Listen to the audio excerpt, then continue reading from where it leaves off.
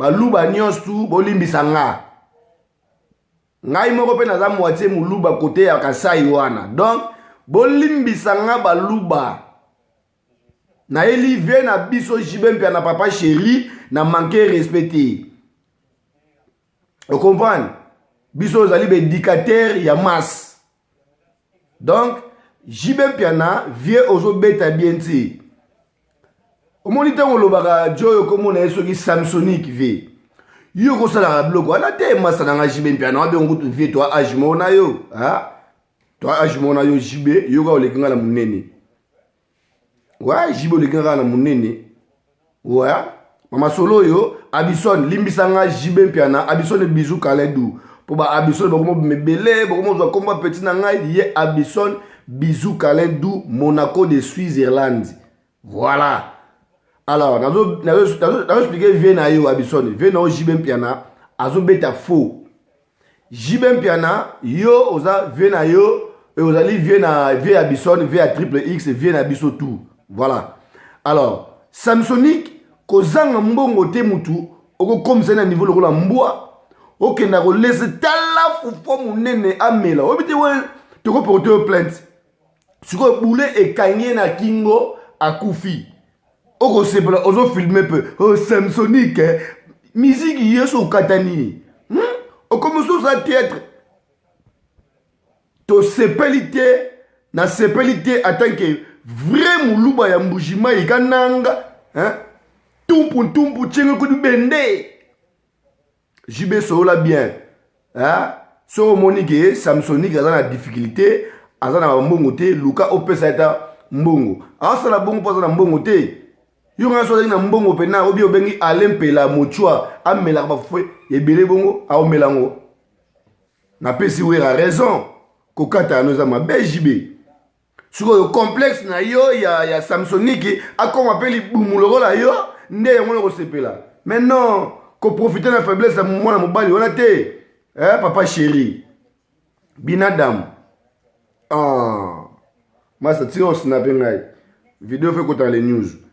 donc papa chéri solo la bien biso pena ba fan na yo to sepelité lukande stratégie mususu ya ko lesaka mwana mai ne mwana o filmaka ngo o la saki pauvreté na ye non to sepelité attaque bana ya mibali papa chéri vers les news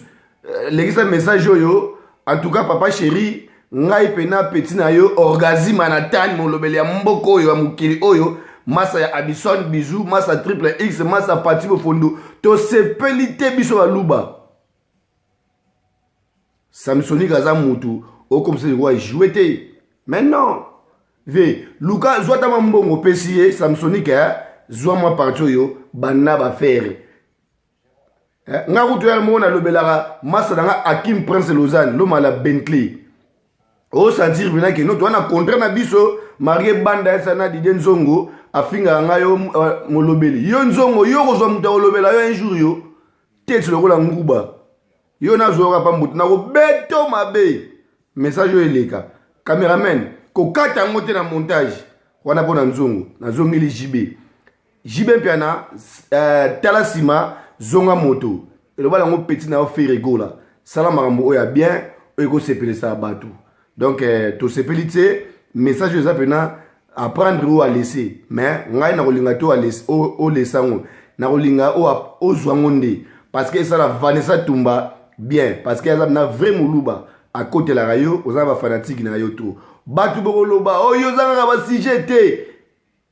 Kabila dégage bino bolo cha mutu wana amelaka ba fufu belé boy wala popo distrait biso yango to comprendre que bato ba lo bozu ba 100 000 ya mutu wana pona bo distrait peuple congolais soulèvement populaire to boyi yango te ezali bolinga bolongola ngo ekolongwa te bana kin na Braza bana kin na Ngola bana Congo na Mikili soulèvement populaire to bosa te noko wana fatika sur place bulega ba biso boye poto kitaba mboka wana komaka ke faut pena mutu moko ya ba aya leo pena changer blouson bo finga suske on ataka ba bouge Vanessa Tumba o sentir masolo yango donc voilà oza cadeau à bison asombeli ngai ya Thierry Migler bon mon na ba connaisseur ba yebi biso forme to lo bango surtout pour de côté retraite voilà papa chéri ngai na kosenga na yo opesa Samsonic mbongo aba na kosala ba faire au lieu melisa ki ba fufu ebele ningwana en tout cas ko ça su bongo te ils ont moins de 18 ans même nanga mo na ko kotala ngote mais na kanga ki motema na tala ngo ndengo zo nyokola mwana mobali ça va pas ça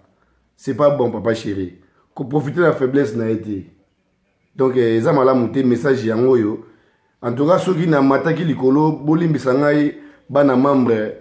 ba fanatique na ngai les news bolimbisa ngai na manqué papa chéri respecté azali quand même patron azali quand même mukolo na respectera ye mais ba jio azo sala ya nyokola Samsonic marijuana ça va pas même ma fille elle est pas contente elle m'a dit papa c'est quoi ça j'aime bien JB Piana quand il fait ces trucs sur Snapchat je les suis tout le temps mais na point où il y a commis ça va pas papa il faut vraiment lui parler parce que toi tu es même un bon journaliste du moment qui frappe tous les journalistes bolingati ouais